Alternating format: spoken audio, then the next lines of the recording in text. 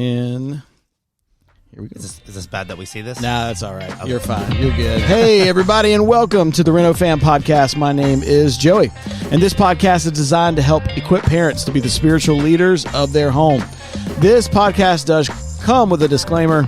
I'm no expert at parenting, but I do want to get better. So you probably feel the same way. So here's what we do. We have interviews with people, and we learn, and we read, and we get better at it. So the RenoFam podcast is a ministry of Renovation Church here in Hampstead. And today on the podcast, I have my friend Adrian Fernandez. Adrian, how you doing, Joey? man? I'm doing great, man. It's so good to be on this podcast. First of all, this setup looks amazing. Thanks. Well, we're a portable church, so I broke into this warehouse this morning and just set all this up. No, we do own an office building, so but thanks, appreciate that. Looks great. Glad to have you here. Let's talk a little bit about you, man. Today we've got Adrian. He is a musician and specialist in music education. He received a bachelor's degree in music performance as well as a master's degree in music education from Hunter College and spent his entire career working with children of all ages. Adrian has worked as a teacher and therapist at the Guild for Exceptional Children in Brooklyn, New York, and the prestigious Collegiate School in NYC. Adrian is the founder of Color Me Mozart, an education company that specializes in custom designed early childhood, preschool, and elementary level music curriculum and instruments for both general education and special needs classrooms and homes. Adrian was born in Buenos Aires, Argentina. Nice, well pronounced. All right, yeah. I was practicing. And grew up in New York. In his spare time, Adrian enjoys juggling. I did not know this. I am a juggler. Yeah, it's my inner nerd. But what? Yeah, yep. In college. Yeah, we'll get to. As soon as we get done, we got to see some of this. Absolutely. Tennis, flying in VR. Yep. What is that? Like you put on the headset? And I'm like a amateurish aviation junkie, but aviation's expensive, so VR is the next kind of flying level. in VR. Yeah. So you get to still experience it, but without the high ticket. Yeah. So do you have a fan? Do you set up a fan in the room? Absolutely. Yeah. I'm flying on an old World War II plane. Put the fan in front of me. And some golf. Have you played golf since you moved down here? Not since, but I just got my clubs here, so that's next on the list. Nice. Yep. Very cool. And you are here in the great Hampstead area with your wife, Maria. Yep. And she's awesome. So Thank very you. good. Very good. Well, hey, let's jump right into it. Sure. Adrian, wanted to have you on the podcast. Near and dear to my heart is, of course, music. Been a musician since I was about 8 years old. First started playing drums and piano and things like that, and then kind of got bored with piano and stuck with drums, and now I regret it. But music is not only a big part of my life, but it's been a big story of how God has used me to just draw Himself into a great and amazing relationship. Literally pulled me back into church when I didn't want to go to church. It seemed to be music was that thing, and as we've talked, it just seems like you and I have such kindred spirits when it comes to music. Absolutely. And what God has done to it. So do this. Just walk me through kind of your journey of falling in love with music. Sure. Yeah. So it's funny because since music envelops my entire life, usually people think I started typically must have started when you're 4 or 5. Right. So just a little background on my family. My father was a painter. He was an artist. My grandfather was a sculptor. They're from Argentina, obviously, as well. And I tried that. I was terrible. I do not have that gift at all. I enjoyed it. I tried painting, not my thing. Sure. And we had a piano growing up, but I was very much like a kid. Like I just skateboarded, hung out with my friends. Like my mind wasn't thinking that. So I didn't even realize we had a piano in the house. And then when I got to high school, we had a choice to make. We had either an art class, a painting class, or a music class. And I'm like, well, I did the whole painting thing, not my thing. Let me just try this. Yeah. And I don't know how else to describe this. From the second I saw printed music and the fact that it was a completely new language and it was this, I love figuring things out and learning new things. When I saw that, I just felt something about it just kind of trapped me. And I just started practicing like crazy. Obviously, went far ahead of whatever that high school class was. Yeah. And I was only 2 years out from college. And then kept playing, fell in love with classical music, kept meeting more musicians, started serving at my church as a teenager in music, and then went to college for music. And my parents were happy because I would constantly get excited about the silliest things like, I'm going to be a professional soccer player. I'm going to be a professional tennis player. I'm going to be an astronomist. So I was like all over the map. Music was the one thing that finally clicked, and here I am today. Yeah, it just never unclicked. It was awesome. Great. Yeah. Yeah, and so you come out of college, and then what's next for you when you get, what was that journey like? So first of all, college was a blast because getting to study what you actually want, and my dad did tell me, he's like, well, being an artist or musician is not the easiest route. He did. Sure. The starving artist term is a real thing. It's a real thing. It's legit. Yeah. So that's why I did my master's in education. So that helped a lot in terms of my future, but I didn't want to do that immediately. I wanted to experience playing. I had a band at the time, and so we recorded. I fell in love with the recording equipment, like the stuff that we have here now at the podcast. And so I just played out. I played out, and I wanted to be on stage as much as possible and get comfortable with that. Yeah. And it was just so I would say, I don't want to say it didn't wear off, but I promised myself at a certain age I would reflect back on my life and see if I was where I wanted to be. So by 35, I said, this is not, music itself is not bringing in enough income. It's not satisfying me the way I needed to satisfy. And so I made a complete change. And from that day forward, I used my teaching degree and just became a full-time teacher, which is, I know we're going to get into it later, but God intervened as to how he got me back on track. Yeah. Well, that's so good. Before we go there, though, I do want to ask, what's your craziest music gigging story? Or maybe it's a teaching one, I don't know. But like, what's your craziest music? When I have youth pastors on there, I always go like, hey, what's your craziest youth story? I had one guy, he's like, he's like, I took all my kids on a mission trip to Mexico, and there was this one hotel. I'd rent one room so all 40 of our kids could just swim in the pool one day. He said, I got 40 kids in the pool, and there's a dead guy in the bottom of it. From some party the night before. One of my high school kids jumps in and saves them because he's a lifeguard at home, and so he's like, yeah, I'm okay, and the guy's just stone cold dead. I told him, I was like, you win the. I don't think I'll ever have a crazier story. We should just skip to the next. Get out of the pool, kids. So that is pretty insane. That's. There's no dead people in my story. That's good, especially being from New York. You know what I mean? It's like, hey, Well, we are in Brooklyn. Not. Yeah. All right. Let's keep going. Yeah. No, it's funny. As far as like crazy, well, as a musician, in terms of like, you'll everything that could go wrong does go wrong when it needs to. So those stories happen too often. We also play gigs that, like, I'll tell you like a quick one, which isn't the craziest one. I'll get the craziest one that I think is the craziest one, but. We in Brooklyn, there's a place called the Brooklyn Academy of Music. It's like a big deal. They have amazing bands go there, amazing like theater productions and play productions. So the guy that was helping like managing me at the time, he got me a gig there. So I was on the billboard. I'm like, this is amazing. I'm getting somewhere. It's going somewhere. Yeah. We drove by. I filmed it. We did the gig. Amazing. 250 people showed up. They knew who I was, which never happened. And then 3 days later, I'm in a club that has 2 people. Nobody's listening to me. So that's pretty indicative of the ups and downs of a musician's life. That's it, yeah. Oh, hey, where are all those other folks? They're gone. They're gone, yeah. And then as far as like crazy, dangerous, not dead guy dangerous, but we played this place in Queens, and we get there, and we're like, where's the stage? It was a small cafe, and we look up, and they're like, oh, it's up there. And I'm like, that can't be right. You had to climb a rope ladder, and it was suspended like platform, and I'm like, that can't be safe. But we were so dumb, and we never questioned. This couldn't have passed code. You climbed a rope ladder. Yeah, you climbed a rope ladder. Gear up drums, guitar, and I never did the math. I'm like, there's got to be 2,000 pounds of people and equipment. And I'm like, there's no way this is cleared by the fire department. Yeah. So I'm glad I'm not the dead guy at the bottom of the pool, but it could have been. Yeah. So you do what you got to do. You got to. Yeah. I've hauled drums up in a lot of moving trucks, all kinds of, I've never hauled them up a rope ladder. That seems like a, when you want it, you want it. That's right. All right. I'm in. Let's go. All right. So let's go back. Let's talk about teaching, right? So give me this journey of kind of where you were. We talked about where you were, and then you made this shift. You went in and you said, hey, teaching is it. And God did some amazing things in that through that and absolutely. So walk me through that and the birth of all those. Yeah, and I should say this, like all throughout my life, I feel God put inside me like the heart of a teacher. I love to learn anything. Like even before we started this podcast, for the listeners, I was asking Joey, oh, what's this equipment? Because I want to do a podcast, and what are these microphones? I love to learn new things and then implement them, not just for the sake of knowing them, things that are interesting.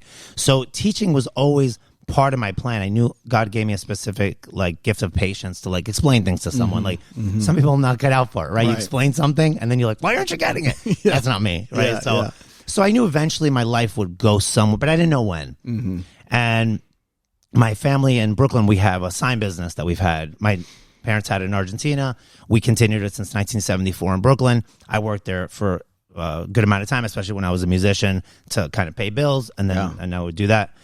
And an old buddy of mine came in the shop one day. He was needing some signs, and he said, "Oh, Adrian, are you still teaching music to kids?" And I'm like, "Yeah, absolutely, all the time." He goes, "Well, I teach at a special needs preschool, and they're looking for a music therapist. Do you want to come? I can ask them if you want to come interview." And I said, "Sure." So I got on Google. I'm like, "What is a music therapist?" Yeah. And I read it, and it kind of blew me away because it talked about, I'll never forget it, it's teaching non-musical things through music. And I'm like, oh, that's fascinating, right? Because we talked about sports being that way. Yeah. What you're really learning through sports is what? Teamwork, personal responsibility, focus, consistency, all these things that really have nothing to do. It doesn't matter what sport it is. Yeah. And so I love the concept. I'm like, oh, that's interesting. Getting to other goals that are not music. So I went. It was this wonder, Alice Guerci, I'll never forget her.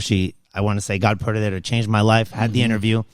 She's like, I have a good feeling about you, son. She was like, she was like a grandmother figure. She was the director. And she's like, yeah, can you start tomorrow? I'm like, yeah, that sounds great. So we did, signed up. And I did that for 10 years.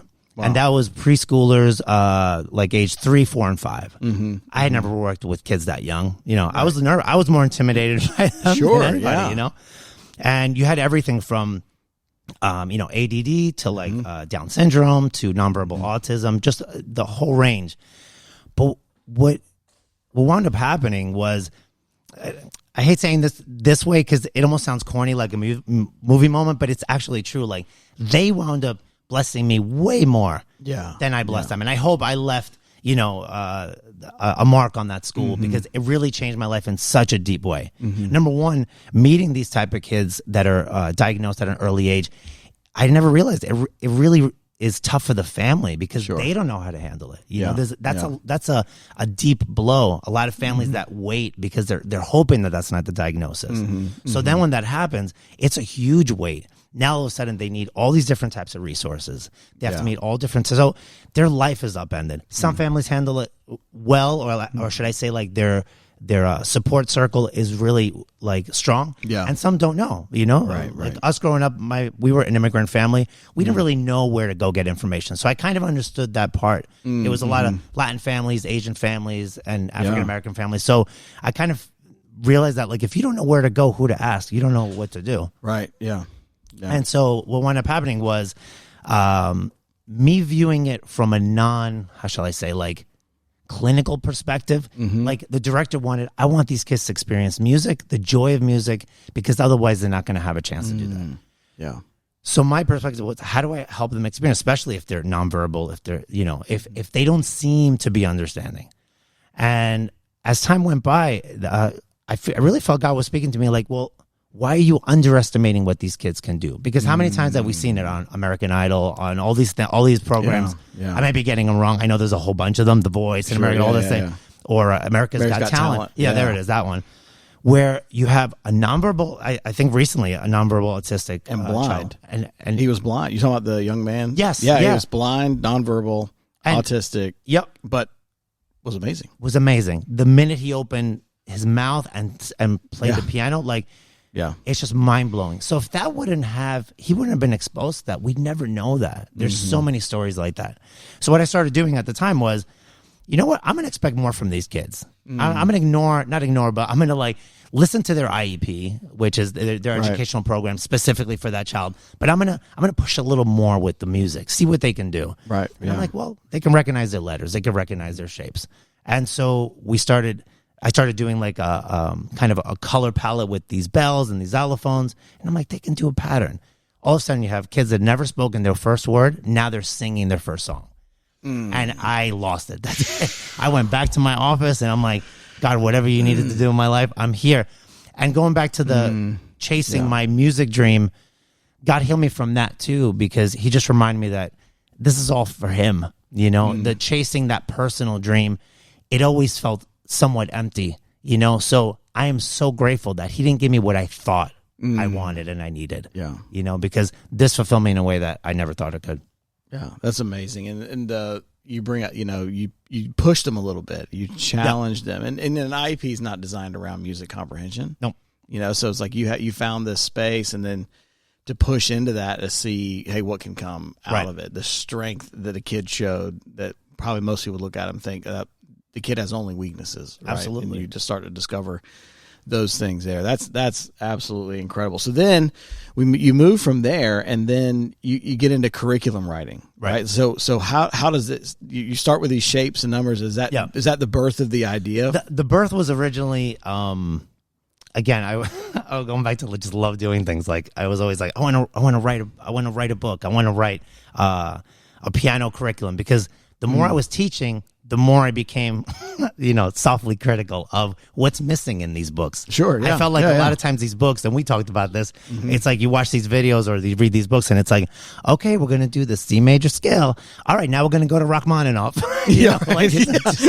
Wait, what just happened? There's something missing. There's a gap. And being like learning from experience, I also wanted a music program that people can learn on their own and not be so dependent on a teacher all the time, kind of like the experience of music. So first came a program, a website I had back in the day where it taught piano to older adults and teens and stuff like that.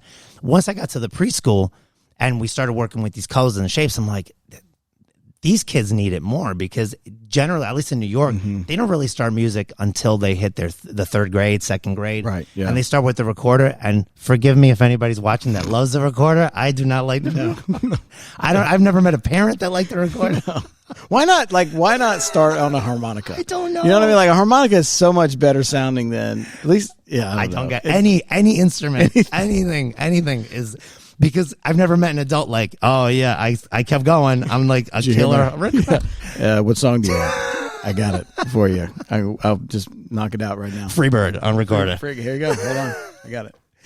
So I was like, there's got to be. And I just, one thing I do need to backtrack is being from Argentina, we grew up in a 2-language household, right? So if you ask me today, how do I know Spanish? How do I read Spanish? How do I write Spanish? I will answer, I don't know. I don't know when that happened. I did not go to school in Spanish. My parents never sat with me. We never read in Spanish or wrote in Spanish. We just spoke it all the time. Yeah. So fortunately, when I go to Argentina, my accent is fluent enough that they don't know I'm from here. And when I'm here, you can tell by my voice. You can't tell that I speak fluent Spanish. Right. Music is exactly the same. So I was like going nuts. I'm like, why are we waiting so long to get kids with music? Because by the time you get them in the 2nd, 3rd, 4th, 5th grade, that's like you or I trying to learn Russian now. It's really hard, and we'll never be fluent. Right. No matter how much we try. It will never happen. Never. Ever.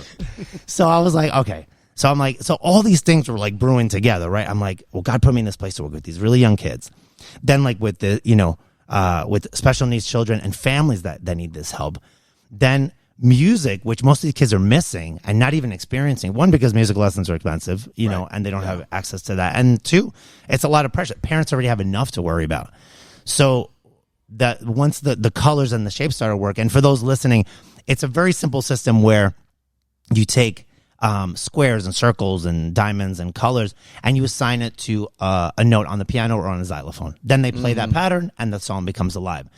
However, you don't just stay there.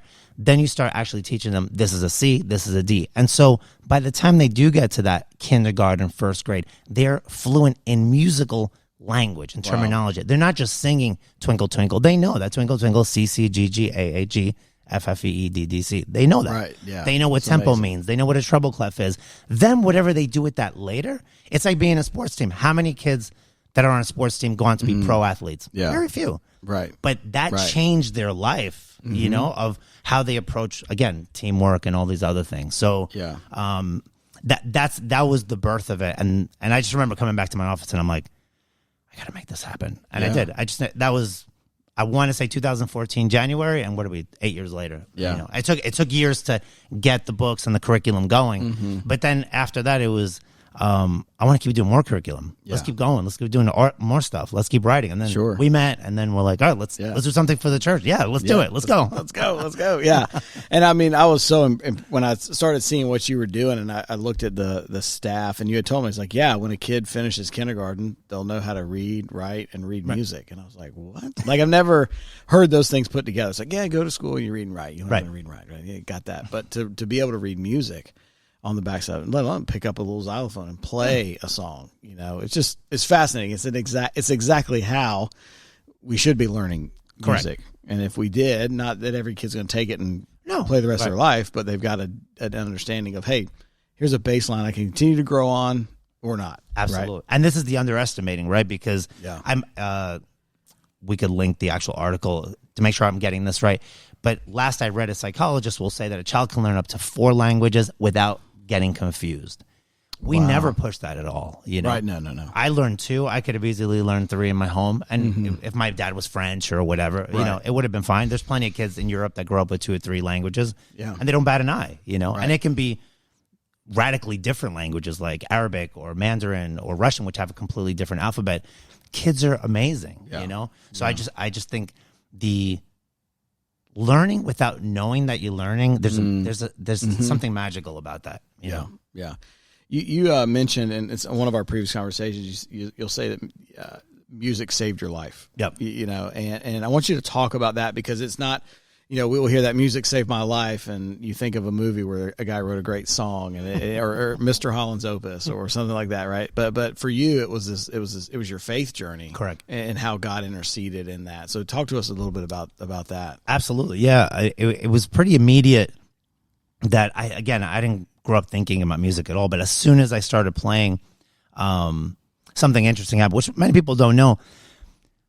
I don't know if it was coming to this country or what it was, my parents feeling uncomfortable with the language, but for a time my family stopped attending church. So not that it wasn't important, it was just something they stopped doing. But God had moved my heart to, well, you got to go anyway. It doesn't matter. That feeling of like, well, your parents could do one thing, your family could do another thing, your friends could do another thing, but you need to do what you got to do. And at the time that I was learning music and falling in love with it, I kind of quickly saw that the world of music was not littered with the best, roads and intentions. Like once I went to my first few clubs and played with some bands, I shouldn't say that. I was terrible in the beginning, so that was not happening. That took a while. But just seeing my friends play, with the guitar and everybody smoking and drinking and seeing that atmosphere, I'm like, God put it pretty quickly, this is not going to take you down a good road with me. We're either going to get separated down the road, or you're going to end up in a place that you're going to regret and then have to come back to me anyway, like the prodigal son. So let's save you from, coming back. Don't eat with the pigs, son. Exactly. Right. You don't have to be with the sty. So I don't know if I ever mentioned to you, there's a book called, is it Larry Crabb? I'll remember later. I don't want to take up time. It's about you not getting your dreams that you want. And so the reason I know God saved my life is because once the music bug hit me, I kind of had these 2 parallel lives. I was serving in church, but I was desperately running for music fame. I wanted it. I really wanted it bad. And just like my personality now, it's like morning, noon, and night. I slept it. I'm going to make it happen. But look, I'm still serving God. I'm doing the right thing, right? It's kind of like that's how I would be okay with it. Yeah.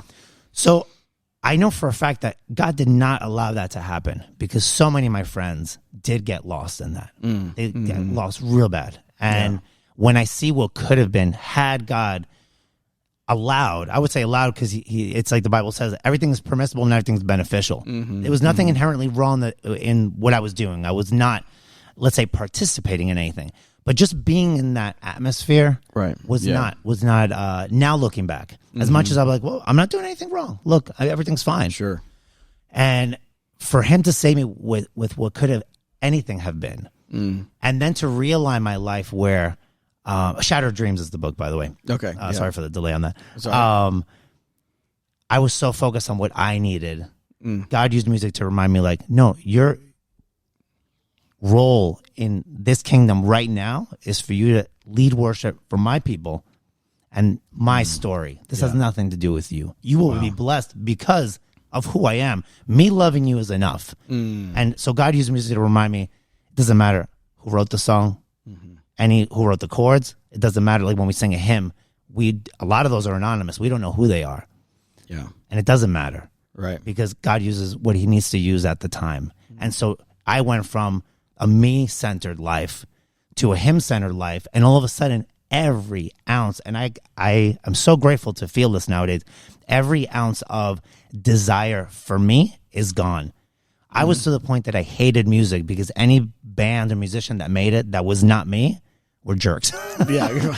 And it was legit. Like it was, Yeah. I was feeling the inner That ire, jealousy, the jealousy, the seethingness, the envy. I wanted Mm-hmm. bad on people. Like I hadn't even realized. So here I am like, well, I'm not doing anything wrong. Meanwhile, all my innards were a mess. Yeah, your heart's just... My heart was a mess. Right. Mess. And the worst part was I didn't even know it. I was on the self-righteous. I'm like, well, I'm still leading worship. Check me out, you know?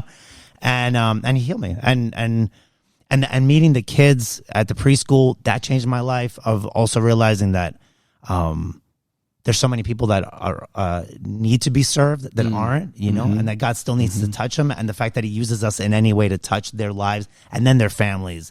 And one little extra tangent is that same buddy of mine that I still to thank him for getting me that interview.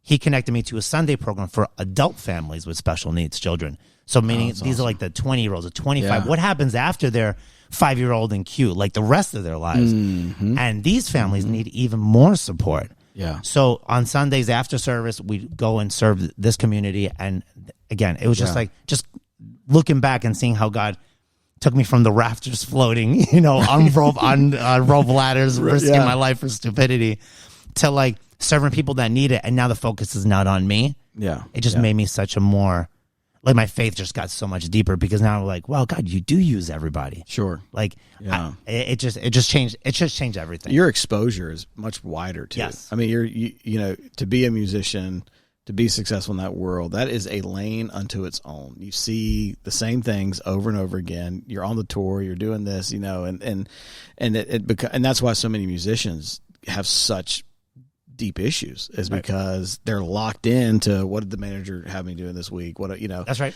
But you as a teacher, you're seeing lives being impacted on all kinds of different ages, all kinds of different ways. I mean, the reward in that is just huge. It's interesting. You just brought up the, working with adults with special needs. What do you do after they're a child and those families need help as well? We have a friend, a very good friend of the church, Pete Hickson. Oh, right. You've had Pete, you've heard him preach at Renovation. Yep. But he has an entire project that he's working on called Beyond Communities, and it's specifically geared that's awesome. for families with special needs, but the adult special needs. Like, what do you do when they're finished? Right. At age, I think he says 22, most states have no resources for them anymore. So what do? They go back home with their aged parents, right? And so he's gotten really plugged in with Shepherd's College. Anyway, I texted him last night, gave him all your contact information, your whole bio. So we're going to get you guys connected. No, first of all, I'm going to interrupt you because he did text me. Oh, he did text you. Oh, awesome. We're talking tomorrow at 11. So perfect. Yeah. Already his text was all full of like exclamation points, and I'm like, I already like you already. I was really excited. Oh man, I was preparing for this, and I was like, I got to get these two connected, because what you can bring to the table is more answers to the ever-growing world of questions for that community. Correct. Right. It's like, hey, here's another piece of it right here that we can do to help. And so I was pumped when I was just kind of hearing more about what you've done in the special needs community, which is great, and that's a growing need in every community in our country, for sure. So I wanted to just talk about something, and I'm going to have to read this a little bit, but you know, right now, as I've been praying through as a family pastor, where can we help families continue to just move the ball down the field for their kids spiritually, right? There's a lot of components that go into that. Out of COVID, we're what I would call in just an unprecedented time in our culture. The American Academy of Pediatrics, the American Academy of Child and Adolescent Psychiatry, the Children's Hospital Association, they joined together a few months ago and declared a national state of emergency in children's mental health. And so then you go to like reading the statistics that are out there. There's a 50% increase in girls ages 13 to 18 in suicide. I mean, we're talking just a couple years here. We're not talking over a 20-year span. I mean, just terrifying statistics. And one of the things that I keep coming across and trying to figure out a resolve of some of this is there's a lack of three things: meaning, value, and purpose. Over and over and over again, like I keep seeing these three ideas, these three constructs keep showing up. Right. It was if the kid felt like they had no meaning, the kid wasn't valued, the kid felt like they didn't have any purpose, the teenager felt like they were floundering. It was meaning, value, and purpose. And I'm thinking to myself, I'm like, as a church, it's our responsibility to take and to present to this next generation, hey, I can show you exactly where you can find meaning, value, and purpose. Absolutely. And it's found in a faith relationship with Jesus Christ. Absolutely. You're going to find meaning like you never have because the author of your creation designed you a certain way, just like he designed you to teach. He designed me to preach. He's designed you to do something amazing. So that's right. And you have meaning because he's the author of your life, not a bystander. Right. All right. You have value because the Bible says you're uniquely and wonderfully made. You've been handcrafted and in purpose. God's plan for you is always better than whatever plan I have for me or definitely. you have for, right. And Yep. and I'm like, man, the church, we've got to get to back to that place where meaning, value, and purpose is being taught and being understood by our kids and teenagers. Yes. Like this church can't just be an add-on thing. I think for the last probably several decades, a kid, when they get ready to go off to college, it's almost like church was one of the boxes that they filled out. Mm-hmm. Yeah, I was in after school clubs. Yep. I did sports. I was in this group, and I did church. Right. Yeah, I served my local church. And it's like, no. That's not where you're finding genuine, real, lived out faith. That comes through a relationship with God. And then, so how do we do that? And one of the things that you and I have been talking about, first, we'll get that. How do you see music as a tool to deliver those three things: meaning, value, and purpose? You've worked with kids of all different backgrounds and adults as well. How do you see music as one of those tools? Well, again, going back to this, I love the sports analogy because, we both love exercising and sports. Just like music itself teaches you so many good life lessons, but on a spiritual level, it does align you with the purpose. I mean, we serve a God that, just the Old Testament, right? The book of Psalms. We're talking about 150 Psalms that are just music oriented, right? Right. That to this day, I'm still curious, like, what did David play? I want to know what it sounded like, Yeah. But we're not talking short, 2-line song. Mm-hmm. We're talking, Psalms that go on for verse after verse after verse. So clearly the act of worshiping the Lord and how important it is in services, in our life as a believer, whether it's our time, worshiping during the week or when we get together to congregate on Sunday, it's a vital part. So I think on every level, on a personal level, in our faith with Christ, in how we serve the body of Christ, it becomes, you start feeling useful. And like you said before, it gives kids purpose. What am I doing with my time? I'm not just playing alone. Yeah. I'm not just playing, learning one thing for myself, especially in the culture that, going back to those statistics, which are not only appalling, they're so sad, because God wants to do the opposite of that. We live in a society that's like, well, what's your truth? It's all about you. But we know as believers, we are not enough. We will never be enough. What does Christ say? Apart from him, we can do nothing. Not some things or a little bit. No, it's nothing. The sooner we learn that lesson, especially when kids are forming who they are in their teenage years, finding purpose, kind of finding where they fit in, they'll always fit in with the Lord. God will let them know where they need to be. And music is one of those things that we're going to be worshiping all of our days, even after we're gone. Sure. So it plays a tremendously vital role, and I think it could instruct them and help them in all those areas. I was thinking when I was preparing, I was like, man, the state of emergency for mental health, and I went back to the story of David playing the harp before Saul. Yep. And if you go back and you start studying what people would think was the psychology of Saul, there was definitely some toxic narcissism that was there. There was all kinds of things, but there was this. He had an issue of some sort of mental health crisis that music absolved or resolved for him, right? And then who's playing it? A child, like a kid, the one that was like, "What are you doing here? Like you're not." He's, "I'll beat the giant." Like, no, you're just a kid. Like he got left out. He's like, "Where's this? Is this all your sons?" Yep. And he's like, "No, I got one more. He's a little guy out in the field."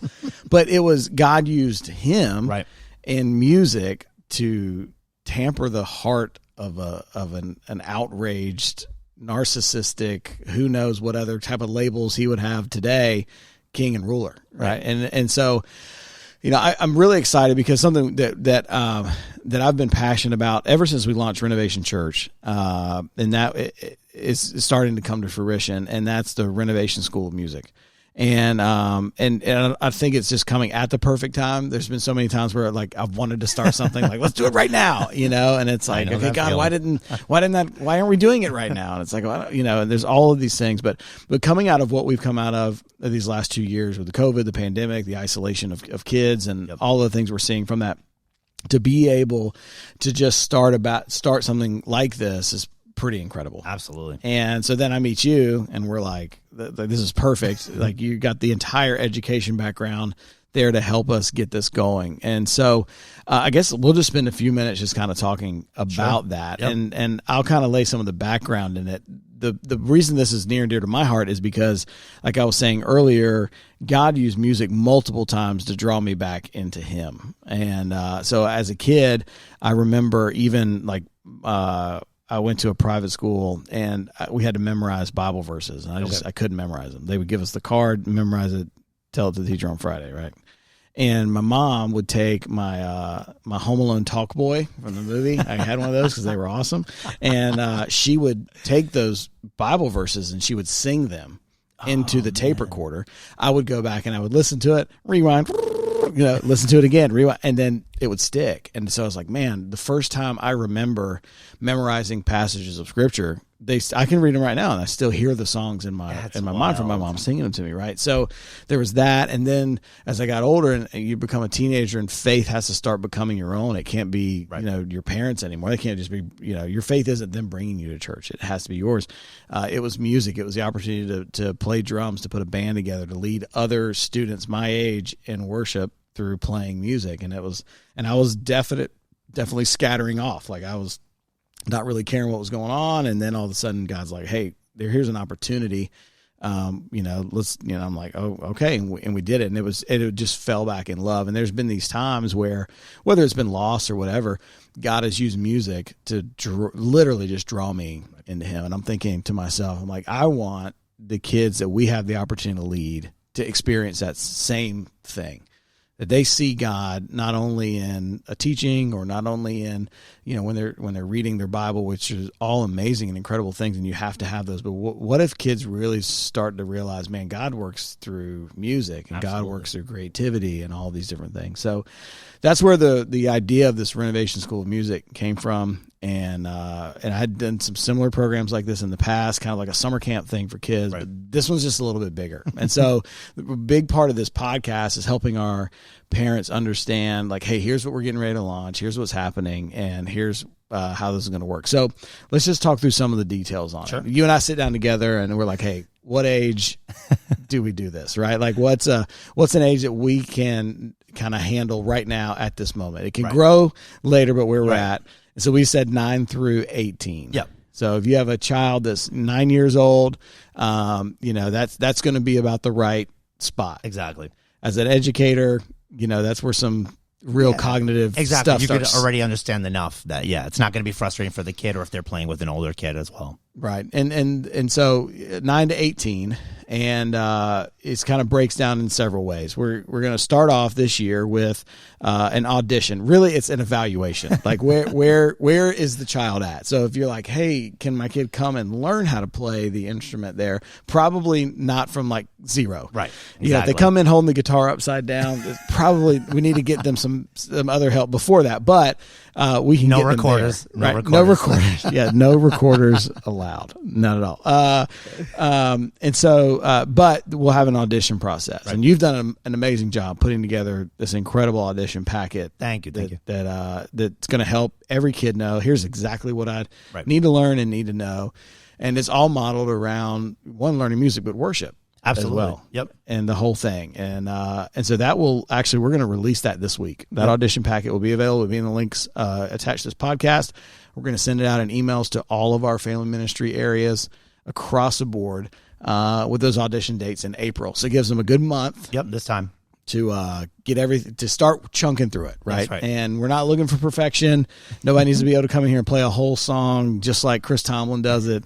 But to just show, hey, I'm working on this. We're getting somewhere. Exactly. And so for those that are listening, it's like, don't be intimidated by the fact that there's an audition. No, not at all. Not at all. No, the funny thing about auditions, I remember the first time I got on stage for a classical recital. I was playing a Mozart Turkish March. My foot was shaking so bad, the pedal was useless. But to whoever's listening, to whoever gets nervous, the only thing that fixes that is to do it more.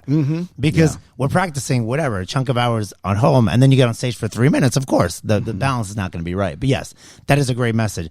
It's not perfection. It's the attitude. And going off what you said before in terms of what this all means, music is,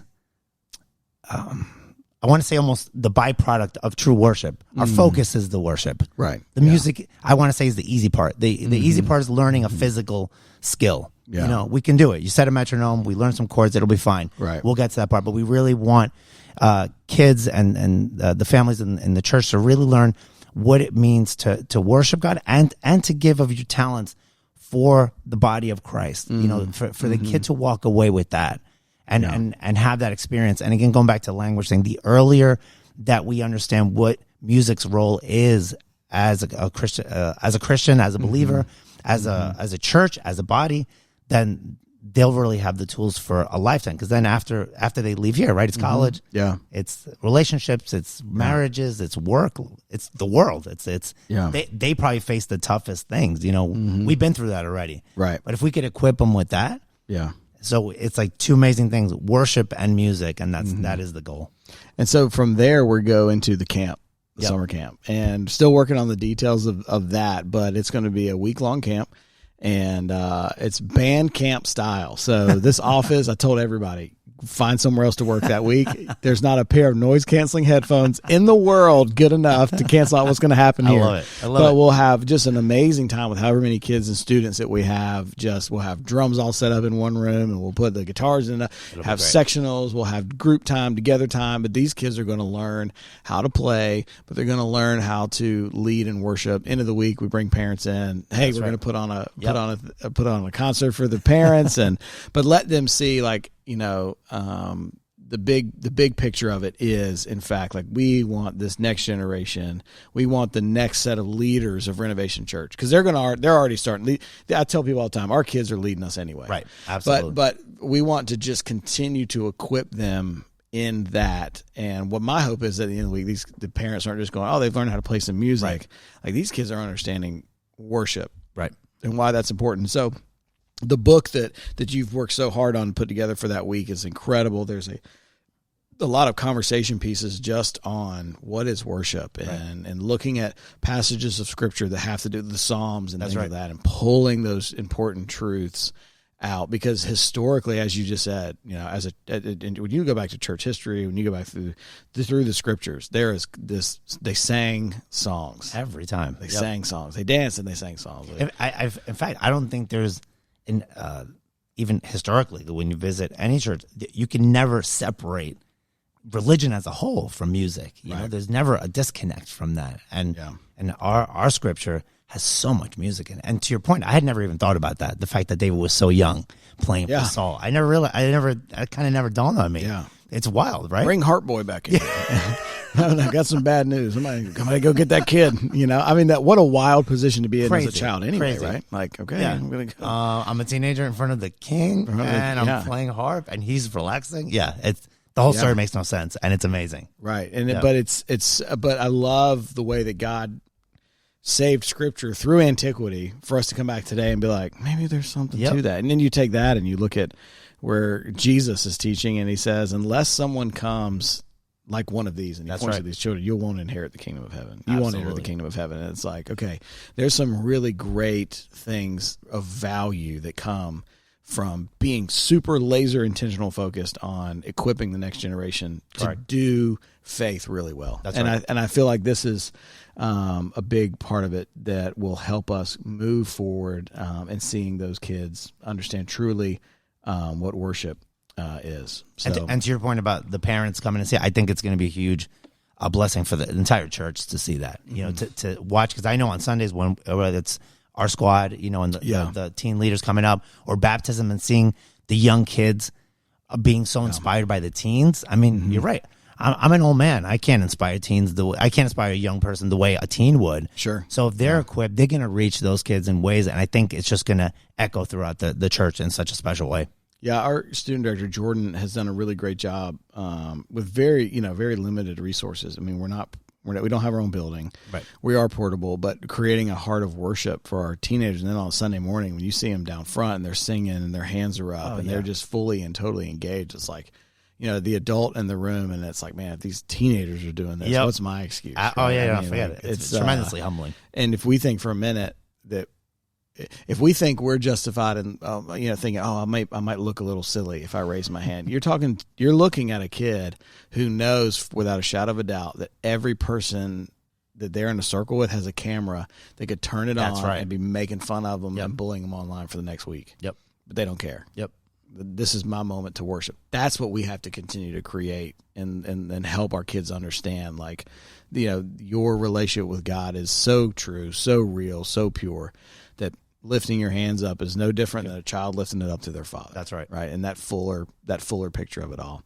That's awesome. And so, you know, as I'm so excited, I'm really pumped about the School of Music getting this thing moving as we're starting it out this year. So we get through the camp. And then it's quarterly workshops. Yep. It's allowing some of these kids to come in to our Thursday night rehearsals with our band on Sunday morning and do a sit-in. So what does it look like for your kid to sit in on bass and next to a bass player that plays every week and start learning how that stuff goes and just continuing to teach, hey, this is what worship is, but then let's grow in the skill set as well. Because there is this part of it too where I think God is so due our excellence. Absolutely. I mean, it's he's due our excellence in everything, and sometimes that can get people can kind of misinterpret that. I think that's like, it can't be all about it, but we should desire within us to teach the best that we can. Absolutely. We should desire to preach the best we can, to play music the best that we can, because it is a gift and an offering. For sure, especially when we're giving that to it's funny because the Sunday I had mentioned to when we were doing worship, I love soccer, right? The World Cup comes up, and and for football, it's even, and Duke and Carolina recently played. Yeah, right. So I could only imagine, because I'm a new North Carolinian, so I'm being told how intense that is. You were sharing that with me. Yeah. So I can just imagine what that stadium sound must have been like, right? Or a World Cup game or something like that. I've screamed to the point that I was hoarse for Messi. Yeah. Right. Yeah. So why would I? Why am I not ashamed to tell the world that? But yet, like you're saying, then comes down there, and I'm like, well, I don't want to go too crazy. I don't want to give. Right. And I'll speak personally. I've given so much of my best to things that don't matter. Now it is time to give God its best. And if we teach kids why that's important, young, they'll know God always deserves your best. Everything else deserves your second best. Right. But He deserves your best. So I think that's critical, sir. I think that's critical in terms of understanding the difference between, we're just going to do it because we're trying to win Him by works. No, we're going to give Him our best because that's what He deserves. Yeah. Yeah. And one of the things I'm constantly, and if you listen to any of these podcasts, I'm constantly harping is priority, parents and priority. And it's like, if we can help kids understand exactly what you just said, like it starts with my relationship with God. Everything else is secondary. If we can begin instilling that in our children, we don't have to course correct when they're an adult with a family, right? That adult goes, okay, this was important. This has always been something that's important to me. Right. It's like a second growth, and this is just what we do. I'm a believer. This is where we go. I'm a believer. This is who I date. I'm a believer, and this is how it goes. Is it 100% every time? No, but it's there, and it's established in our kids. So they establish. And one of the things I love about even the portable nature of our church right now, my kids don't understand attending church without serving. And that's awesome. They don't have that. They're clueless to that concept. Of course, I'm on staff, but my wife's always served. My 8-year-old gets up at 5 a.m. on Sundays to come and help set up the kids' spaces. Like they've never seen church without them being a part of it, and that's what I mean. Like, if we can continue and through these different avenues, and music just being another one of those, is give kids an opportunity. Like, here's how you can serve the Lord.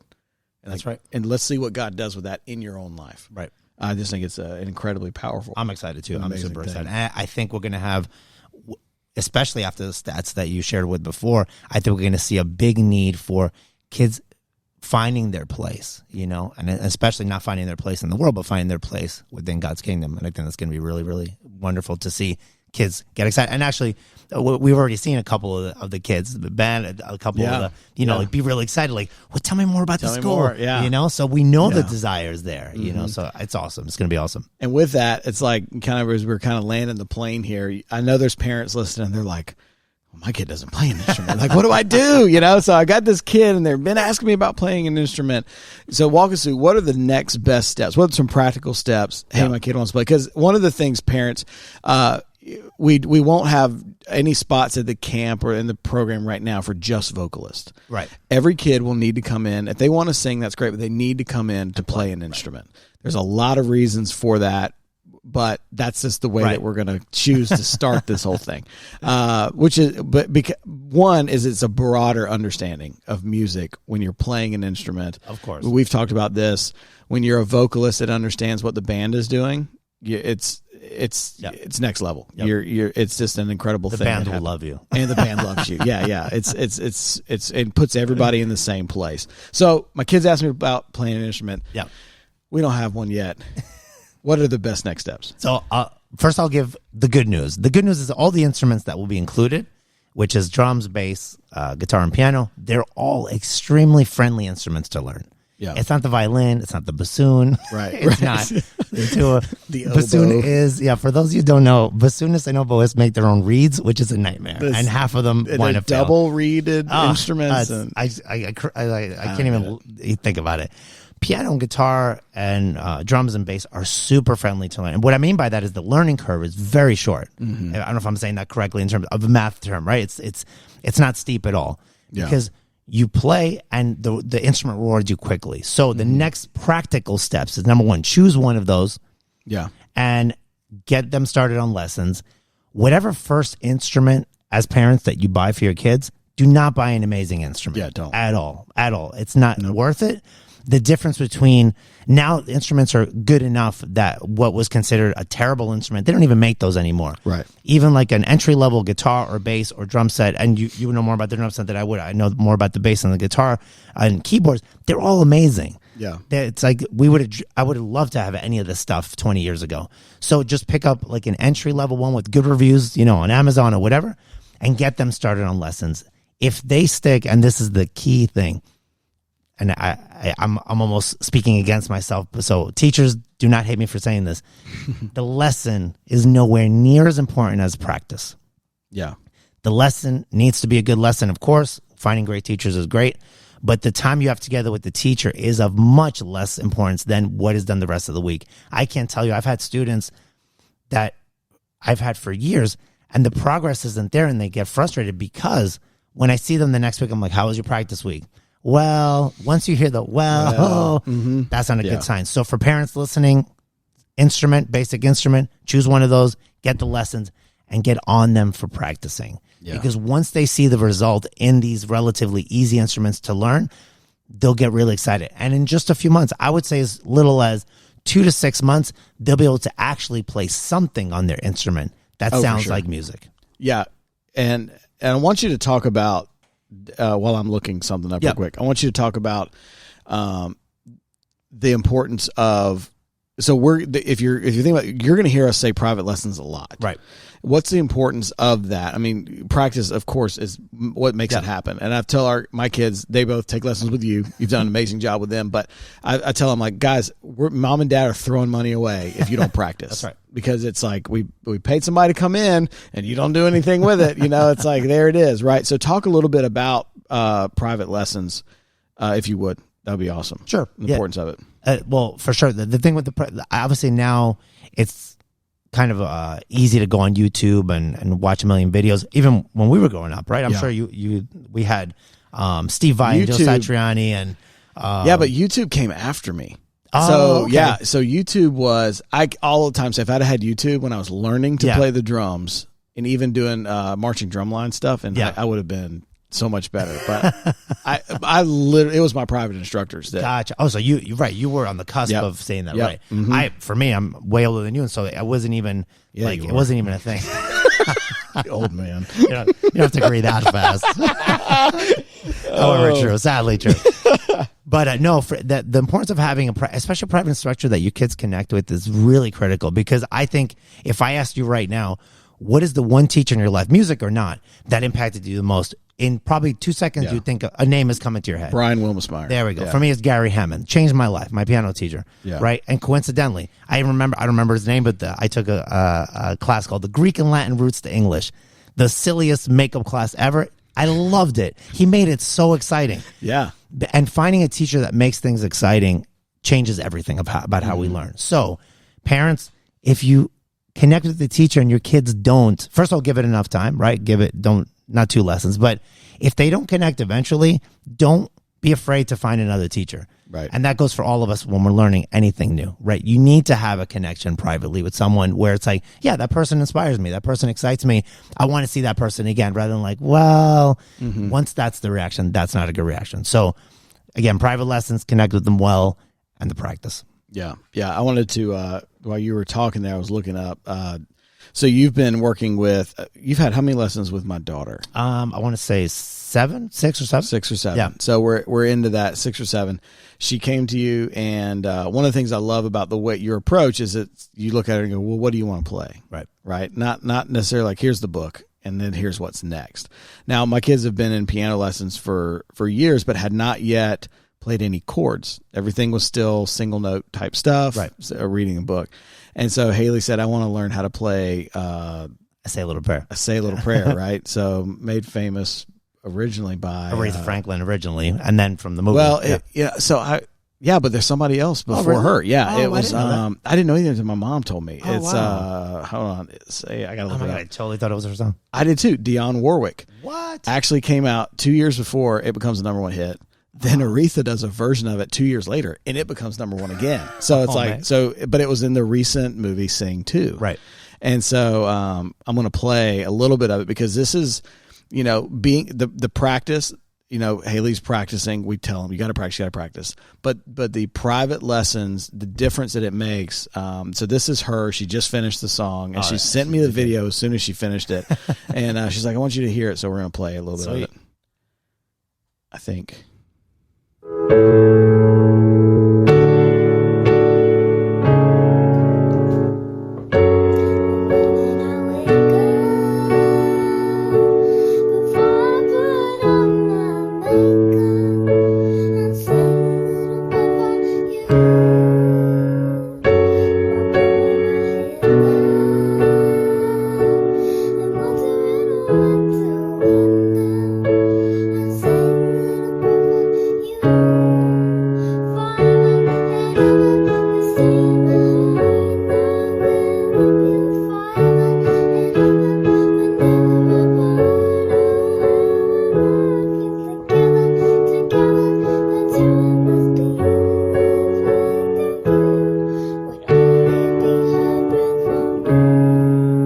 So, I mean, I loved when I got that video, and it goes on, but I love it because it's not perfect yet. It's still chunky, and it's, and this is the first time she's played and sang together, right? So she's been doing some vocal lessons, and now we're combining those two things together.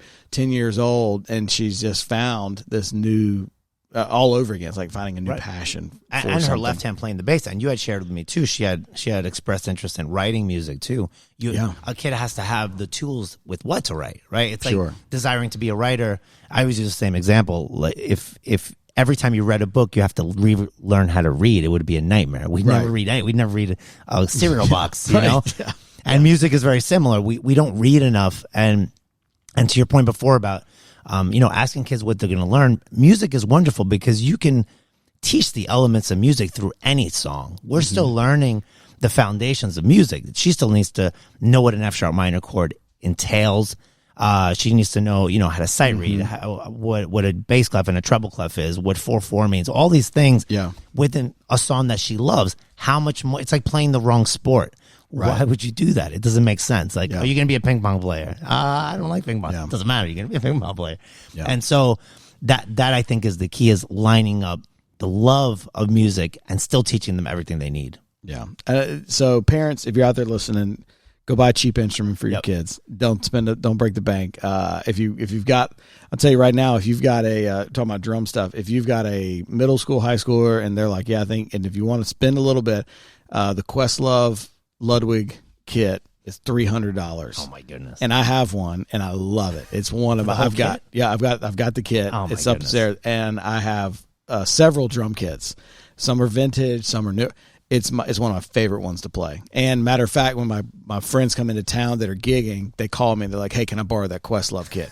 They love it. It's $300. You got to pay a little more for some beginner cymbals, but that's it. So that's what. And it's like, when's the only time you've ever been in a pawn shop? For me, it was to buy instruments. It's like, what can I find in here that some guy was like had to get rid of really fast, right? Like, so I think don't spend a ton of money, get your kid an instrument, and then get them into some private lessons. We can help you with that. We've got people. Adrian teaches. We've got others that we can get plugged in, and absolutely. But yeah, let's help them take that next step and just see what happens. It's going to be watch great. that growth take place. So I'm excited. Well, Adrian, thanks so much, man. Yeah, of course. We've been right here at about an hour, and appreciate your time. It flies by, doesn't it? Oh my goodness! No, these conversations are amazing. So that's it, parents. Hey, hope you were encouraged by this, and maybe you've got some ideas for your own kids. So here's the deal: we are going to start releasing those audition packets and launching this thing this week into next week. So check your emails. We'll put the packet here in the show notes as well. Thanks so much for tuning in. We'll catch you next time.